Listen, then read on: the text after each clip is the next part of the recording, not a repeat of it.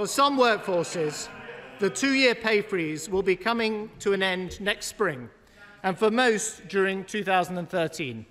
In the current circumstances, the country cannot afford the 2% rise assumed by some government departments thereafter.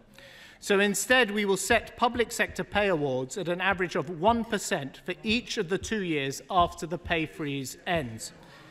Now, many are helped by pay progression, the annual increases in salary grades that many are entitled to, even when pay is frozen.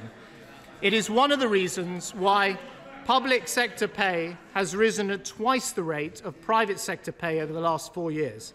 So while I accept that a 1% average rise is tough, it is also fair to those who work to pay the taxes that will fund it. Mr. Speaker, I am also announcing that we are asking the independent pay review bodies to consider how public sector pay can be made more responsive to local labour markets, and we will ask them to report back by July next year. This is a significant step towards creating a more balanced economy in the regions of our country that does not squeeze out the private sector. Mr. Speaker, departmental budgets.